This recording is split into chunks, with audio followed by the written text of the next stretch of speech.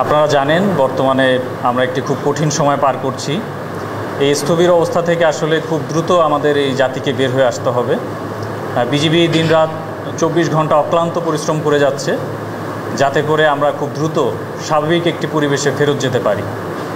আপনারা জানেন সীমান্তে আমরা নিরাপত্তা প্রদান করে থাকি।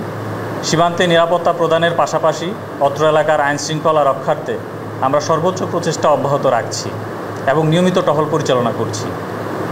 এছাড়াও স্থানীয় জনসাধারণের সাথে যোগাযোগ বজায় রেখে কোথাও যাতে কোনো ধরনের আইনশৃঙ্খলার অবনতি না হয় সেই বিষয়ে আমরা কঠোর নজরদারি চালাচ্ছি। অত্র এলাকায় কোনো ধরনের সন্ত্রাসী কর্মকাণ্ড হলে সেটা আমরা কঠোর হস্তে দমন করব।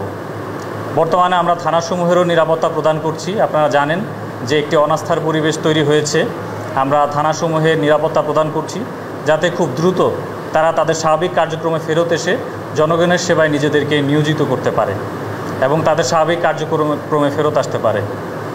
আপনারা তাদের উপরে আস্থা রাখুন, ইনশাআল্লাহ তারা তাদের সর্বোচ্চটুকু দিয়ে জনগণের সেবায় নিজেদেরকে নিয়োজিত রাখবে। আর সংখ্যালঘুদেরকে নিয়ে যদি আমি কিছু বলতে চাই, তাহলে বলতে হবে আসলে বাংলাদেশে আমি মনে করি সংখ্যালঘু বলতে কেউ নেই। কারণ হিন্দু, বৌদ্ধ, খ্রিস্টান, মুসলমান বা অন্য ধর্মের যারা রয়েছেন সকলেই আসলে বাংলাদেশি। আমি মনে করি যে আমাদের আসলে অভিন্ন পরিচয় হওয়া উচিত। আমরা সবাই বাংলাদেশি, সবাই বাঙালি। এখানে জাতি, ধর্ম, বর্ণ নির্বিশেষে আমাদের একটা অভিন্ন পরিচয় থাকা উচিত। আপনাদের জানানোর জন্য যে বিজিবি কর্তৃক অত্র এলাকায় অন্য ধর্মাবলম্বী যারা রয়েছেন তাদের বিষয়ে আমরা সব সময় খোঁজখবর রাখছি যাতে কোনো ধরনের সমস্যা না হয়।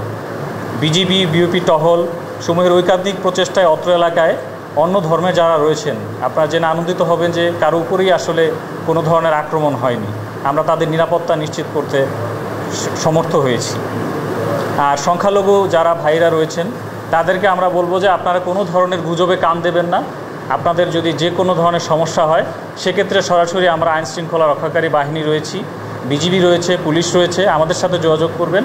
আপনাদের নিরাপত্তা আমাদের দায়িত্বে, আমরা আপনাদের নিরাপত্তা প্রদান করব। দয়া করে কেউ গুজবে কান দেবেন না। বিজিবি হবে সীমান্তে নিরাপত্তা ও আস্থার প্রতীক। এই ভিশনকে সামনে রেখে আমরা জনগণের সেবায় সর্বদা নিজেদেরকে নিয়োজিত রাখব। আমাদের সর্বোচ্চ প্রচেষ্টা থাকবে এই এলাকার শান্তি, শৃঙ্খলা, আইন এবং অন্যান্য যে সকল বিষয়গুলি আছে সেগুলোকে সমুন্নত রাখা। ধন্যবাদ। যেহেতু একটা ক্লান্তিময় সময় আমরা অতিক্রম করে যাচ্ছি, পূর্বের তুলনায় বর্তমানে আমরা অনেকটা ভালো আছি।